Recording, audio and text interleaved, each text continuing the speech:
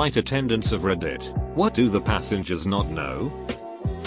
There are sometimes body parts in the storage area near your luggage when they are flying transplants for hospitals. Also, your pets are in the same area as well.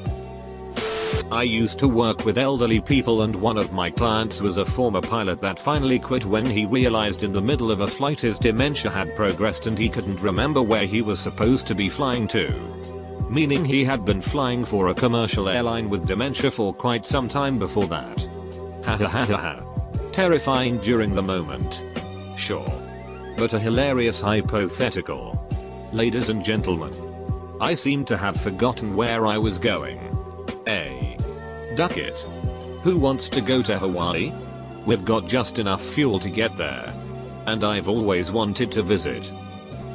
A flight attendant told me that in the event of a situation where passengers have to cover their heads, you do not lock your fingers overhead but place one hand on top of the other. If something falls on your head, you'll still have one good hand to use. I'd take that a step further and say to put your non-dominant hand on top. That way, your most useful hand will be the one that survives. If you're stuck on a desert island alone, you'll thank yourself later. I'm a flight attendant. So many incidents occur on the plane that everyday passengers don't see or consider. My last flight, an elderly man accidentally shit on the floor, stepped in it, and walked on like it was nothing. Do not walk around barefoot. Pee and poop happens all over. I feel like I witness an accident regularly, in their seat or in the lav. People get nosebleeds, or their wounds open. Obviously when we land, it is thoroughly cleaned. But in flight our resources are limited. Don't change your baby's diaper on the tray table. This also happens all the time. It's unsanitary and people use the tray table to eat, put their personal things on, etc. Lastly, there are multiple injuries caused from flight attendants lifting heavy bags to be friendly. And then they're out of the job for months to a year, on average. If you pack it, you lift it. If it's too heavy for you, it's too heavy for us. Happy flying. Yeah. How much the pilots sleep. If it ranges in either extremes, that's worrying. I was cabin crew for 5 years, long haul only, and whilst we've all passed the exams and tests and blah blah blah and have a refresher every year, you never really know how anyone will react in any kind of emergency. Firemen and police are tested on a weekly basis.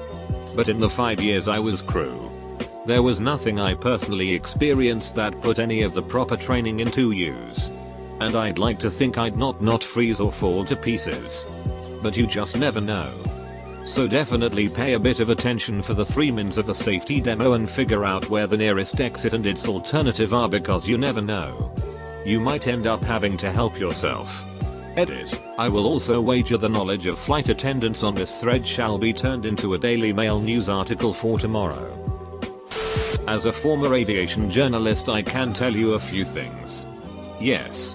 On transoceanic flights there is a cabin for crew to get some sleep. No. You won't be invited in for fun times. On some newer planes there's also a hold for people who have died on the flight. No. You won't be invited in for fun times either. If you piss off the cabin crew they will fart on you. The pressure on aircraft makes you naturally gassy and it's easy to puff one off in the face of an annoying jit while bending down to speak to someone on the opposite side of the aisle. If a meal service is on offer, go for the kosher option, so you know it was prepared that day. I dated a flight attendant for a while. One thing I haven't seen mentioned is that sometimes delays are caused by flight attendants not showing up and the airline scrambling to get a backup scheduled. Like a flight attendant was partying too hard last night and decided to call off 2 hours before that $1,500 cross-ocean flight you just popped on. She loved to party, as did a lot of her co-workers, and were often hungover or out of it on flights. Even though pay was shit, their union made it very hard to get fired, so call-offs were kind of no big deal. Former flight attendant here. Keep your shoes on. Keep your shoes on. The floor is so filthy it's ridiculous. And that isn't water you are feeling. Also, if you ask to be upgraded to a better seat in economy, we will have you pay. However, if you just sit down and act inconspicuous, we won't notice or care. Edit, I mean moving up from an economy seat to a better economy seat. Don't plop down in business and first. Edit 2, I mean if you upgrade to an unoccupied seat. If you try to sit in a seat assigned to someone else, you will be either as beat or asked to return to your assigned seat. Just started at an airline. There isn't as much CCTV as you may think. We can often be working 6 days in a row on minimum rest. Treat us nicely please. Your plane is probably broken in some place. Whether that be in the cabin or the aircraft itself. Edit, obviously if it's not safe, the aircraft won't take off. But small are often broken. We have to ask the captain to remove you from the flight if you're being an asshole. They will say yes. Even on the smaller aircraft. Crew will find a place to sleep. Someone has probably thrown up on the floor by your seat. There's really no problem with the left phalange. My late mom was a Delta stewardess for 33 years. She used to tell awesome PG stories. And I'm sure she had 100 more that were unfit for my innocent ears. Like any kid, I never really paid attention. But most of the ones I remember were about famous and or drunk people. Or famous drunk people. One common story was about the Delta miracles. Passengers in wheelchairs would board the plane before everyone else. But they had to wait for everyone else to disembark before they could get rolled out. It is apparently common for people to be healed during mid-flight and no longer need assistance when they reach their destination. Edit, my apologies to the folks that have legit uses for one-way wheelchair trips. Let's meet in the middle and accept that there is indeed some humor to be seen here. Dash. Not flight attendant but former airport security. Clearly, the passengers don't know that joke they've just thought of we've heard about 5 million times. And the smile and laugh are fake all the way through. Also, the little jokes the personnel will tell you are more like stand-up than improv. We see the exact same situations thousands of times and all have our little jokes that are usually tried and proven by the end of the first 2 weeks of work. Edit, as people, guessing Americans, are all saying SAR isn't funny. I wasn't SAR. I worked for a private contractor in France, more specifically the airport. Americans going through were always amazed at how it wasn't as tense as the US. Probably like Louis C.K. said. That most people would freak out if they actually thought about what they were doing. To paraphrase, I mean, you're sitting in a chair, in the sky. Everyone should be going hoo-oh-ah-ho-ah hang on. The entire time. This is why I love flying. I'm sighting. Sipping champagne. Looking out at the ground 30,000 feet below. Barreling along at 700 miles per hour. In an aluminum tube. I'm not a flight attendant but I work the ramp. To elaborate on the body parts we send full bodies on planes at it. Some in caskets, some not. Twice in the 7 years I've been doing this has fluid leaked out of the boxes the bodies are in and got all over the luggage. That's it. I'm going to make an app that rates airplane food and I'm calling it Snacks on a Plane. Flight attendant for a European airline for the past 6 years here. I'm late to the party but I'll still chime in. Lots of passengers panic when the flight is delayed for technical reasons or when they see the maintenance guys board the aircraft. There's really no need to be. That just means that we're aware of a problem and won't budge until it has been resolved. Much better to be aware of a problem on ground than at 36,000 feet. The pilots do thorough pre-flight checks to make sure that everything is okay. And the engineers check the aircraft at the end of the day. Flying is safer now than it ever has been. No need to worry.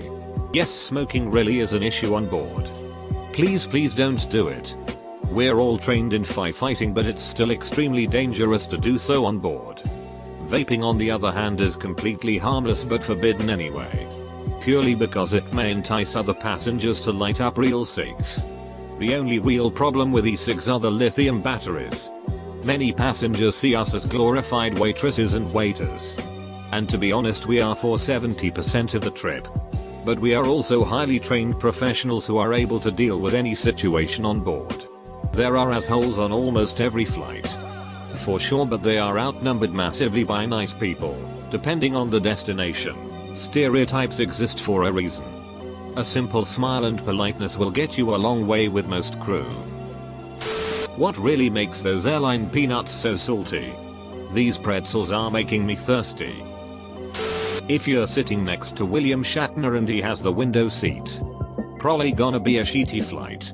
Every once in a while I like to get out of the plane and walk around to stretch my legs. The middle guy gets the armrests, you animals. Airplanes fly broken more often than not. Dated a chick who was a FAR and had a brother that was a flight mechanic at Sky Harbor in Phoenix.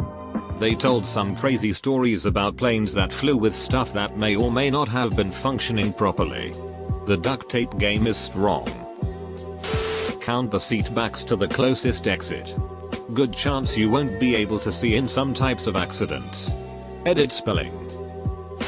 An airplane can fly with one engine. And if an engine catches on fire, they have the means of extinguishing it while in air. Yes, we know when you're upset, angry. When we say see you next time to certain passengers as they deplane after arrival. That's our code word for duck you. I hope you never fly with us again. AWH, this makes me sad. I always try to be a good passenger when I fly. I was a baggage handler for a major US carrier at a hub airport about 10 years ago. The cargo hold often carries more than just your bags. Mail, light cargo, and dead people are often flying with you. Sometimes there is too much baggage on full flights.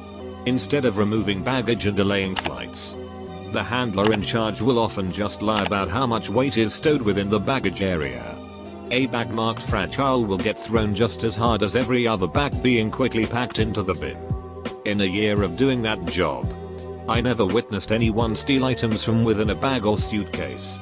It is possible that handlers that may have been thieves just didn't do it in front of me. The derogatory term other airport personnel use for baggage handlers is ramp rats. Nobody that works in aviation calls the paved ground area outside the tarmac. Everybody calls it the ramp. If your bag misses a connecting flight, it will often get thrown onto a different plane going to the same city. Summertime thunderstorms cause all sorts of delays and lost baggage. FARs and most airline crew get to designate a person to fly free on flights with space available. These people are referred to as SAR or space available passengers. They are often found waiting on standby and can recognize one another by the smell of anxiety.